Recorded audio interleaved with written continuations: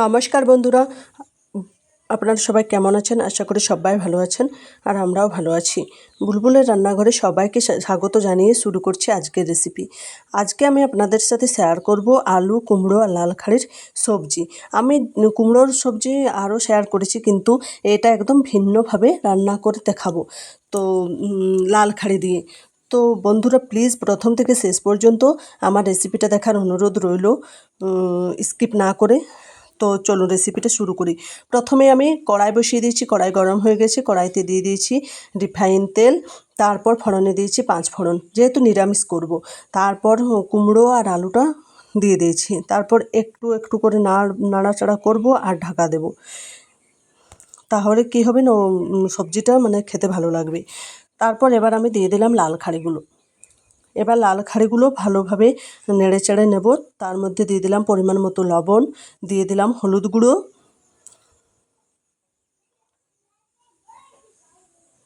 তারপরে ভালোভাবে নেড়ে চেড়ে সবগুলো ভালোভাবে মিশিয়ে নেব।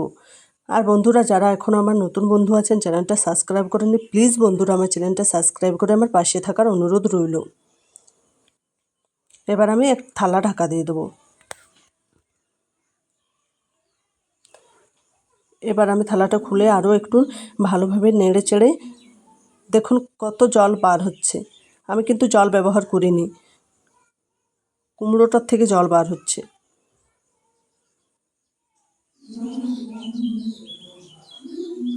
এবার আমি থালাটা আবার ঢাকা দিয়ে দেবো।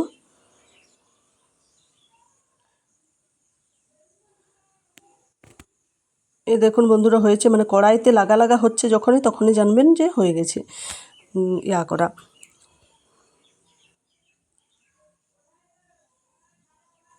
এবার আমি দিয়ে দেবো জল। একটু জল দেওয়ার পর ভালোভাবে নেড়ে চেড়ে নেব।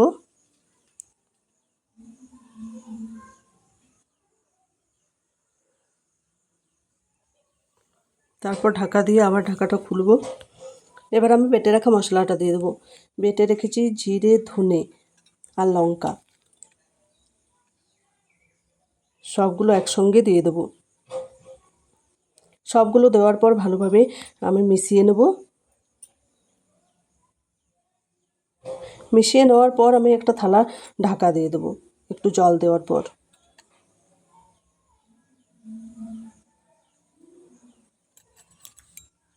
জলটাও দেখুন মরে গেছে আর সেদ্ধ হয়ে গেছে। এবার আমি নামিয়ে নিয়ে ছকে নেব। আর একটু দেবো, যেহেতু একটু জল। এবার আমি সে কড়াতে আবার দিয়ে দেবো সাদা তেল, আর ছোকার জন্য দিয়ে দেবো বেটে রাখা আদা। যেহেতু নিরামিষ করছি, নিরামিষ না করলে পেঁয়াজ দেওয়া যেত, রসুনও দেওয়া যেত।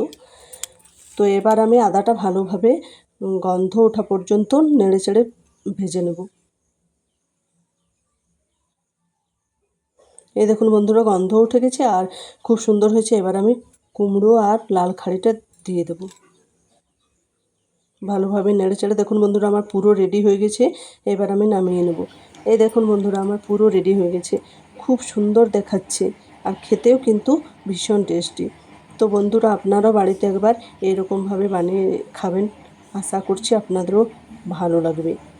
যদি রেসিপিটা ভালো লাগে অবশ্যই লাইক, শেয়ার, কমেন্ট করে জানাবেন।